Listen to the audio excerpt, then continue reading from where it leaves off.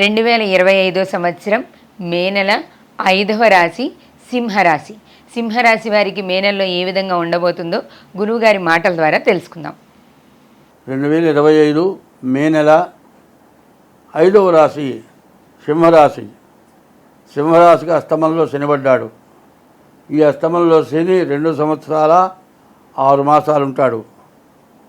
సింహరాశికి రవి అధిపతి, మకర కుంభాలకి శని అధిపతి. రవి ఏమో తండ్రి, శని ఏమో కొడుకు. తండ్రి కొడుకులకిద్దరికి కూడా విపరీతమైన బద్ధ విరోధం, ఇద్దరి మధ్యలో నిప్పులు రగులుతాయి. అటువంటి రవికి సింహం మరి శని అష్టమంలో పడ్డాడు. ఎందుకంటే ఒకటే కత్తి, ఒకటే రక్తం, దాన్ని ఆపేవాడు మధ్యలో ఎవడుండడు. కాబట్టి ఈ రాశి వాళ్ళు చాలా జాగ్రత్త పడాలి. ముందు ఈ సింహరాశి వాళ్ళు ప్రతిరోజు కూడా సూర్య నమస్కారాలు చేయండి. ఉదయం, మధ్యాహ్నం, సాయంత్రం సూర్యుడికి నమస్కారం చేయండి. సూర్యుడు తండ్రి, కొడుకు శని. శని కూడా అపకారం చేసేవాడు కాదు. నీవు చేసిన తప్పుకే శిక్ష ఇస్తాడు, అనవసరంగా మాత్రం నిన్ను హింస పెట్టడు. శనిని పూజించడమే కాదు, మీ జాతకం ఎట్లా ఉందో చూపించుకోండి. గురువేమో 11 ఉన్నాడు. గురువు మంచి బలంగా ఉన్నాడు. విద్య, ఉద్యోగం, వ్యాపారం, విదేశయానం ఇన్నిటికీ ఉపయోగపడతాడు. కానీ 2 దాన్ని ఏమంటారంటే రొట్టెలు కాల్చిన పెంకుట. రంగు మాత్రం ఒకటిగానే ఉంటాయి. అట్లాగే అంటే వాళ్ళు చెడుగా అంటల్లా, పవర్ని గురించి చెబుతున్నా. సూర్యుడు పవరే, శని పవరే. కాబట్టి 30 సంవత్సరాలకి అష్టమంలోకి వచ్చాడు.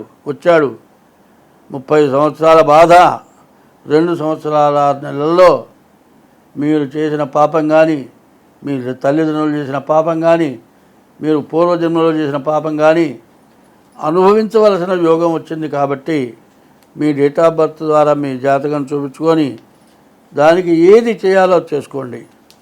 మీ రాశి చాలా బాగా ఉత్తమంగా ఉండటానికి అవకాశం ఉంది. ఎప్పుడు కూడా మంచివాళ్ళ యొక్క స్వభావం ఎట్లా ఉంటుందంటే, రోజు ఎదురుగానే దండం పెడతాట, ఓ రోజు ఎదురుగా రాగానే దండం పెట్టలేదట. నేనేదో తప్పు చేశాను, ఏం తప్పు చేయకపోతే నాకు ఎందుకు దండం పెట్టలే ఇవాళ, వీడు పరిశీలించుకుంటాడు. అట్లాగే శనిని పూజించేవాడు నీ ఎప్పుడు కూడా ఇబ్బంది పెట్టాడు. ప్రతిరోజు శివాలయానికి వెళ్ళండి, శనికి ప్రదక్షిణ చేయండి, నల్ల నువ్వులు నూనె, నల్ల రిబ్బన వేయండి. శనివారం శనికి అభిషేకం చేయించుకోండి. మీరు సింహరాశికి సంబంధించిన వాళ్ళు కాబట్టి, సింహం అమ్మవారి వాహనం కాబట్టి అమ్మవారి పూజ చేయించుకోండి. మీ డేట్ ఆఫ్ బర్త్ చూపించుకోండి, మీకు అన్ని విధాలా బాగుంటుంది. అయితే ఇంతకుముందు ఒకటి చెప్పాను, యమలోకాన్ని గురించి చెప్పాను. యమలోకంలో మానవులు పడే బాధ గురించి చెప్పాను. అది ప్రతి రాశికి కూడా చివర ఉంటుంది.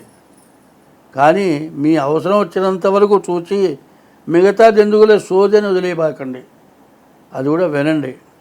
అది వింటే మంచి మార్గం దొరుకుతుంది. స్వస్తి.